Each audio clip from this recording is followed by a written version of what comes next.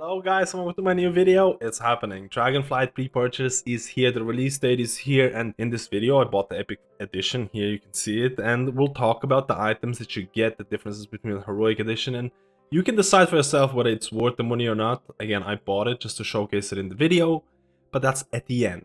The first thing that we need to talk about, and that is a biggie. World of Warcraft Dragonflight will be available on or before December 31st, 2022. This year.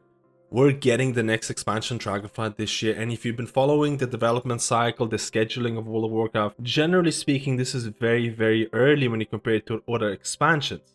With this release date, we're getting a pretty short beta alpha cycle, and we'll talk about it. Especially considering that we don't have the alpha beta release dates. I'm assuming they're going to be announced very soon, especially the friends and family alpha, where we're going to get a really early preview of what Dragonflight is like, and then the beta is going to be released, and we'll talk about the release cycles and what it means. But a lot of people, like I talked about, who follow the scheduling, they were expecting Dragonflight to be released probably Q1 of 2023, which means maybe February, maybe even later, which would put the alpha or beta testing at around 7, 8, 9 months, which is kinda similar to previous expansions, but this is not looking to be like this with the release date of Dragonflight happening this year. So a lot of people straight away are really worried, including myself. I'm worried about this because I'd rather have a game that is polished, well developed, and well tested, rather than having a arbitrary release date for a product that the company puts out and the developers are screaming and panicking, oh my god, we're not gonna get this, and then everything's gonna get rushed. Again, BFA was a prime example of this. BFA, in my opinion, wasn't playable until like probably two major patches later down the line. So there is a different opposition to this. A lot of people are scared, and I can see why they're scared, but there's also people who might be saying, what is there to test? What is there to do? So there is some truth to that notion, because if you look at the article here, this is basically just showcasing what the Mythic Plus Season 1 cycle is going to be for Dragonflight. There is only going to be 4 new dungeons in Season 1 mixed in with 4 old dungeons. And then Season 2 is going to have 4 new Dragonflight dungeons mixed in with 4 old ones.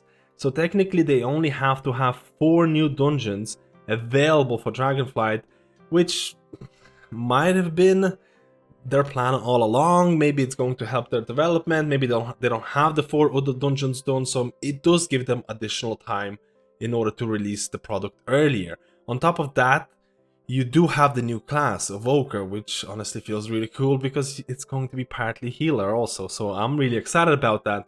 But outside of that, there's not a whole lot of information. There hasn't been any big announcements in terms of the systems that they're adding. Is there going to be a Torghast-like system in Dragonflight, or are they getting rid of all of that thing completely? Like right now, if you look at Dragonflight as an expansion, it has new talent trees, which has been revealed for certain classes, including Druid. I did a video about this.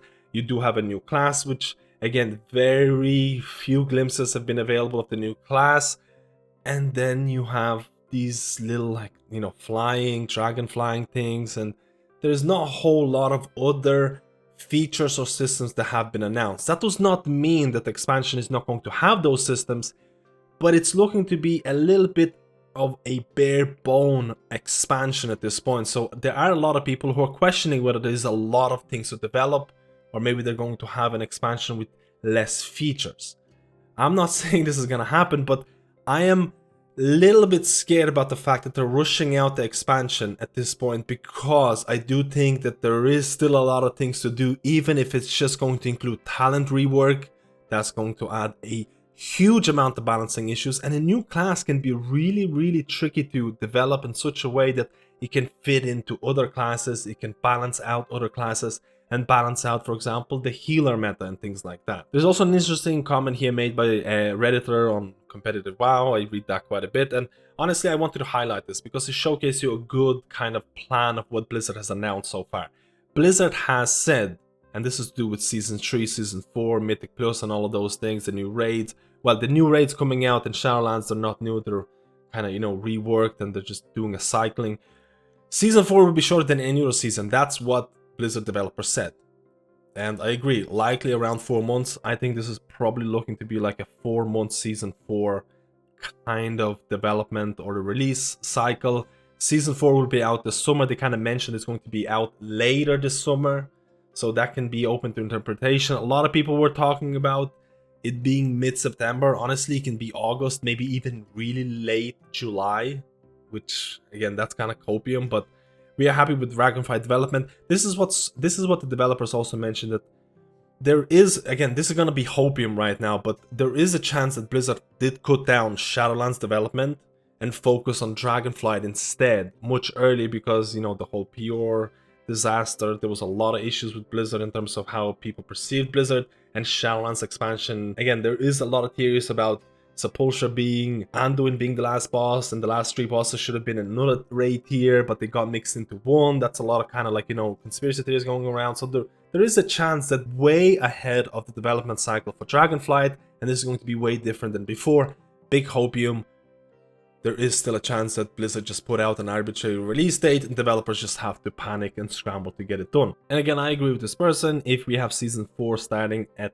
August, September, lasting till December, the release of the next expansion, I think this is a pretty good guesstimate right now. There could be chances of being a late July release as well, which, again, kind of copium. And this person is also making sure, letting you know that there is a lot of confusion about the alpha and beta cycle, because if you kind of compare to the previous expansions, you look at Shadowlands, if you look at the alpha and the beta, 10-month cycle. If you look at BFA, 6-month cycle. If you look at Legion, 9-month cycle.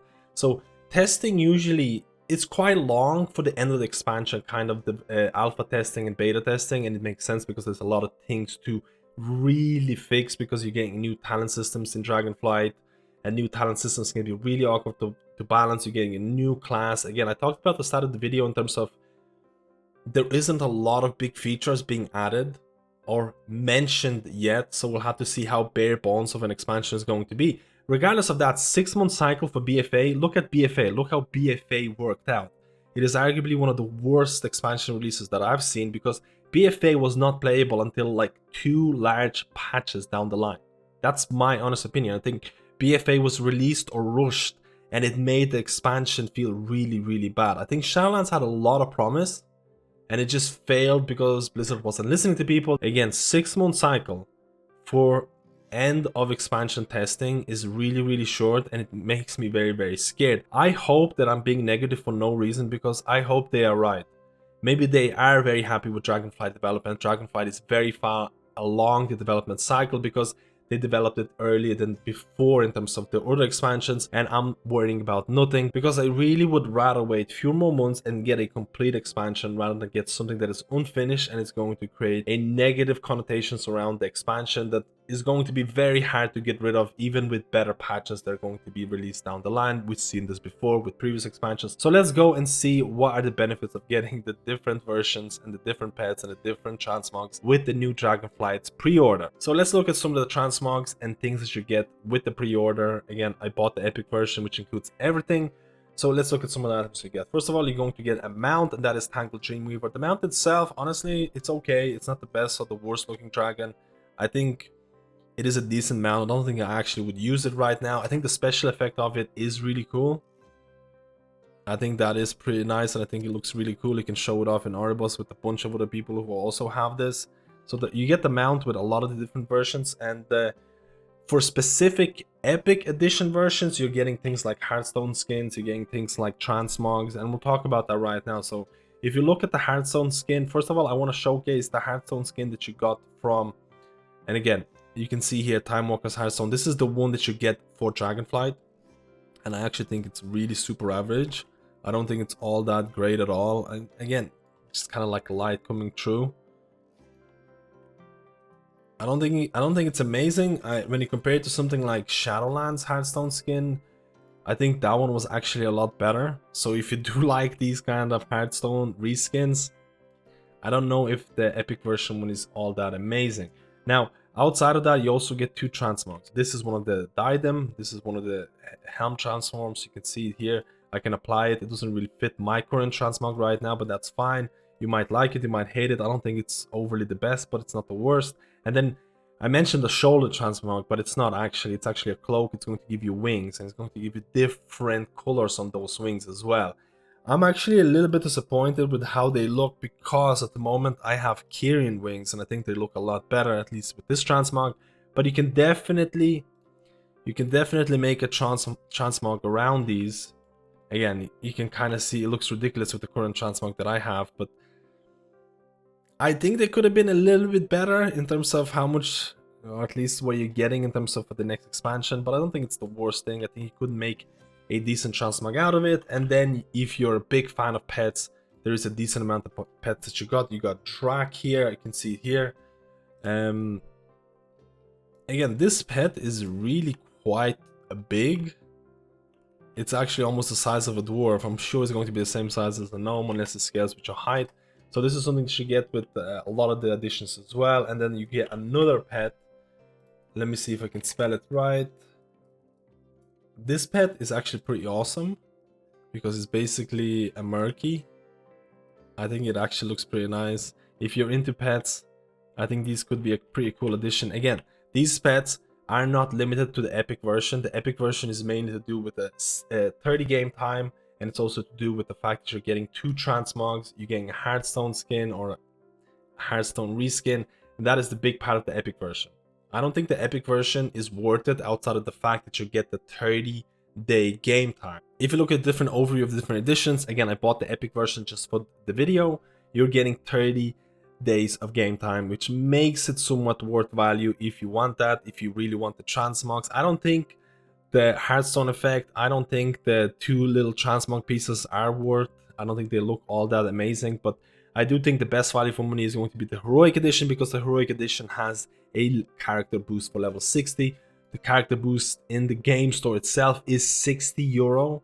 It's very, very, very expensive. So if you're looking to play a new character, you can use the character boost right now. So if you're looking to experience the Destruction Warlock or Survival Hunter, or how overpowered they are in Mythic Plus, and they don't have those characters, it might actually be worth getting this and just using a character boost on Destruction Warlock. I actually do that right now because Destruction is just so strong. Again, this is the end of the video. It's up to you to decide whether you're going to pre-order the game, which version you're going to get. Again, it really depends what items you want. I don't think the transmogs are all that worth it, but you might enjoy them. But the main concept of the video, the release date. Do you feel Dragonflight is being rushed? Are you like me and somewhat cautiously optimistic? I've been cautiously optimistic for the last 6 months or something in terms of the decisions that Blizzard made in terms of to make the game and listen to player feedback. I think Blizzard has become a lot better in terms of listening to what players want, and again, the cross-faction play between Alliance and Horde is something that was needed for a really long time, and they finally implemented it, and that made me really happy, and that made me really hopeful for the expansion. I think the release date is very short. I think 6 months of testing is very short for something like a new class, a new talent system being added, but I'm also hoping that they are far along in the development of the next expansion, that the beta, the alpha are going to be released very soon, and we'll get to see what the next expansion is all about, especially the new class Evoker. I really want to test out the new healer. I really want to see what the new healer is about. Let me know how you feel about this video. Let me know if you're excited about Dragonflight. Are you getting the pre-order, or are you waiting? Are you cautiously optimistic? Or maybe you're just really negative about the whole experience. Let me know, and I'll see you in my next video.